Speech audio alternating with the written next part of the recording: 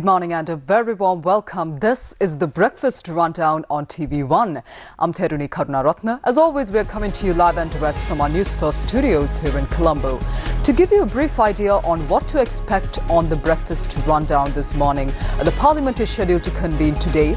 Today marks day 4 of the debate on the second reading of the appropriation bill that we also call the budget speech, which was of course delivered by President Therunee earlier this week. Also, steps are being taken to ensure security within court premises. I'm sure you all remember the horrific shooting incident that took place a couple days ago in a court in Colombo, which saw the death of a major underworld criminal in Sri Lanka. Also, the Ministry of Ports and Civil Aviation is ready to commence operations of the western terminal of the Colombo Port this month. Well, these are just a few of the local news items that are coming right up. And as far as news overseas is concerned, this morning we have news items coming in from the Middle East. 3 buses are said to have exploded in Israel. We have all the visuals, all the news in detail. You can stay tuned with us right throughout. Let's move on to the top local news item this morning. Today marks the 4th day of the debate in the Parliament concerning the second reading of the appropriation bill, also known as the budget speech. The Parliament is scheduled to convene at 9:30 a.m. today. The second reading or the budget speech took place in Parliament earlier this week, and of course the budget speech was delivered by Sri Lankan President Therunee. This is the 79th budget of Sri Lanka. President Therunee, in his capacity as the Minister of Finance, presented the budget of Sri Lanka to the Parliament, and the second reading of the debate was scheduled to be held for 7 days from the 18th of February to the 25th.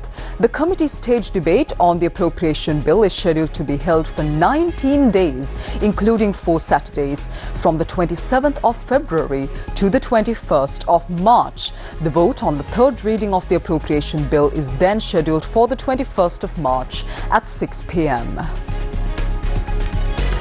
Meanwhile, the Ministry of Public Security and Parliamentary Affairs says that it has sought advice from the Minister of Justice regarding the provision of security within court premises. A couple of days ago, like I said earlier, you may remember the shooting incident that saw the death of Gane Mulle Sanjeeva, who was a well-known underworld criminal in Sri Lanka. And now Minister Anand Vijaypala has said that action will be taken in this regard based on the response that is given by the Minister of Justice after discussions with the Judicial Service Commission of Sri Lanka as well as other parties that are concerned. He also said that police officers have already been deployed to ensure security in court premises across the country. Now, the 2025 voter list revision activities have commenced. The Commissioner General of Elections, Saman Sri Ratnayake, says that the relevant notices have been issued to Grama Niladhari officers for this purpose. On to more local news now. The Ministry of Ports and Civil Aviation says that operations of the western terminal of the Port of Colombo are set to begin on the 26th of this month. Deputy Minister Ruan Kodituaku has said that a cargo transport vessel is expected to arrive at the terminal. The project is being implemented by the Adani Group of India, and the Deputy Minister said that the western terminal is able to handle a capacity of 2.7 million TEUs annually within a year of operation. Meanwhile, operations at the eastern terminal of the Colombo Port are also planned to begin in July this year. The annual cargo handling capacity of the terminal, constructed using the funds of the Sri Lanka Ports Authority, is 3 million TEUs. Let's move on to some government decisions, and this is one concerning the estate worker community. The Ministry of Plantation and Community Infrastructure says that it has launched an initiative to provide a personal address to every estate worker family. Now, its Secretary Prabhat Chandra Kirti said that these activities are taking place in conjunction with the government's Clean Sri Lanka initiative. And currently there are over 260 60,000 families engaging in jobs related to the estate plantation sector.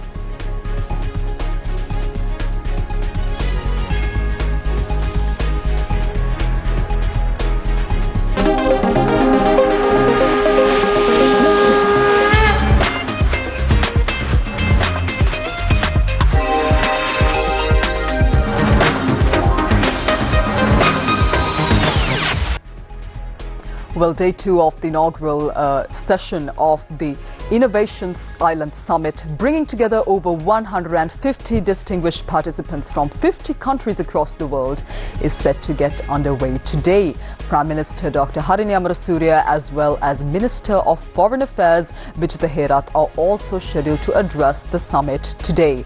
The Innovation Island Summit explores the transformative dynamics of island nations, the innovations emerging from them, as well as their impact on the global stage. Now, ministers, parliamentarians, senior officials and leading subject matter experts from 50 countries are taking part in the summit's panels as well as round-table discussions.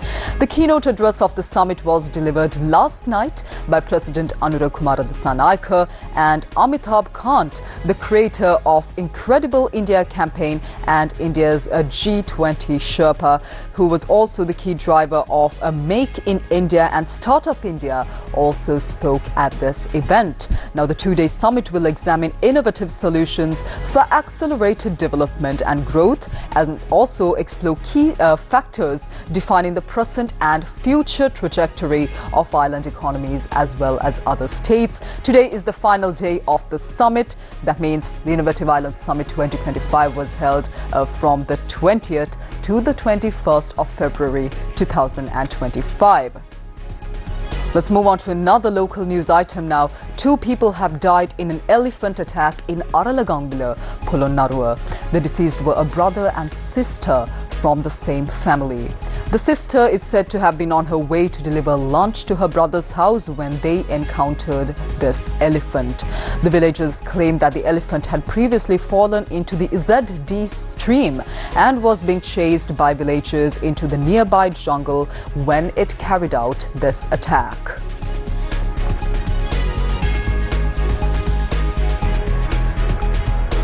Let's move on to the weather update this morning. We actually have quite a lengthy one this morning. Showers or thunder showers may occur at a few places in the Mathura, Kalutara, Gaul and Ratnapura districts during the evening or night. Mainly dry weather is set to prevail elsewhere over the island. Misty conditions can be expected at some places in the western, Sabaragamuwa, central, Uber and north central provinces and in the Kurunegala district during the morning. The general public, as always, is requested to take adequate precautions to minimize damages caused by temporary localized strong winds and lightning during thunder showers.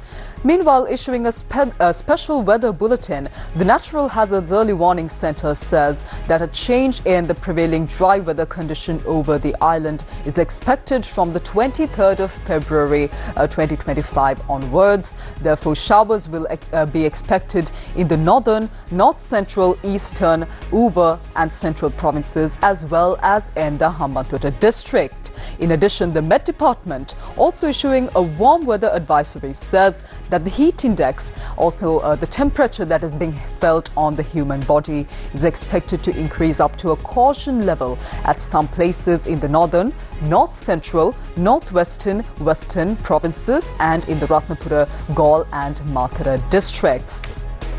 Accordingly, the heat index, which indicates the temperature felt on the human body, will increase up to the caution level. And individuals working outdoors are advised to stay hydrated and take breaks in the shade as often as possible. The Met Department's advisory says that those indoors should check on the elderly and the sick and make sure that they do not leave children unattended inside vehicles. People engaging in outdoor activities are advised to limit strenuous exertion, find shade and remain hydrated. Additionally, you could wear lightweight, white or light colored clothing to manage this heat that we are all feeling these days. The Met Department forecasts that this prevailing dry weather condition would not really continue much further, like I said earlier.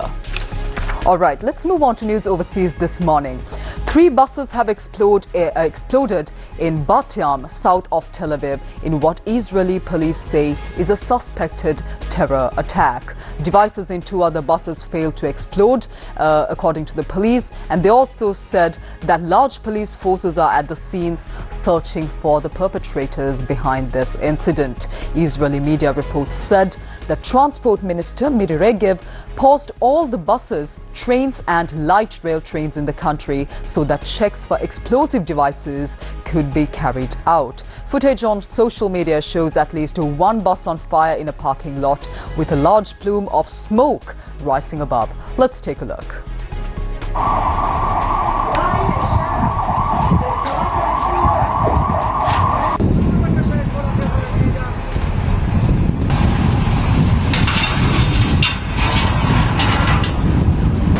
בסביבות השעה 8:30 בערב התקבלו מספר הודעות על פיצוץ באזור חניון דן, ברחוב העמל, אזור תעשייה בת ים.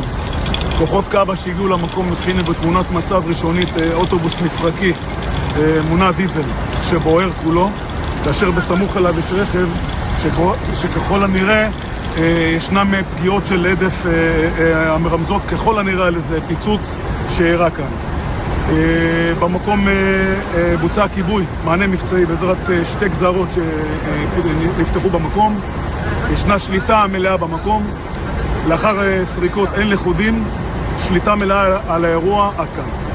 קיבלנו מספר אירועים מהמסוף פה בתחנת בת ים על פיצוץ.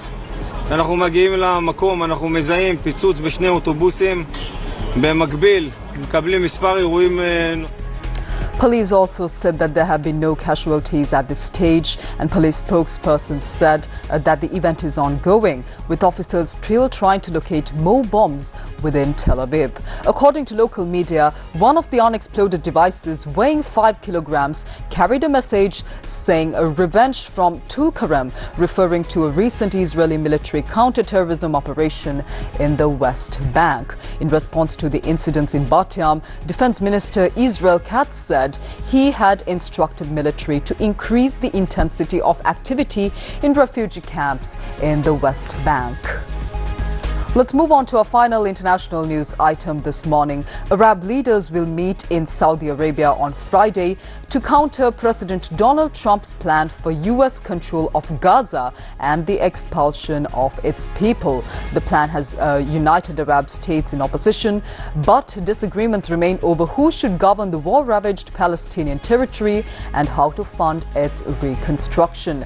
Umar Karim, an expert on Saudi foreign policy, called the summit the most consequential in decades for the wider Arab world as well as the Palestinian issue. Trump triggered global outrage when he proposed that the United States would take over the Gaza Strip and that its 2.4 million people would be relocated to neighboring Egypt as well as Jordan. A source close to the Saudi government told foreign media that Arab leaders would discuss a reconstruction plan to counter Trump's plan for Gaza. Meeting with Trump in Washington on the 11th of February, Jordan's King Abdullah II said Egypt would present a plan for a way forward. The Saudi source said that talks would discuss a version of the Egyptian plan as well. Well, with that, we bring to a close this morning's edition of the Breakfast Rundown on TV1. I'm Therunee Karunaratne. Do join us once again on the Breakfast Rundown, as always, for more of the very latest from here at home and around the world. Until then, take care, have a wonderful day and weekend ahead.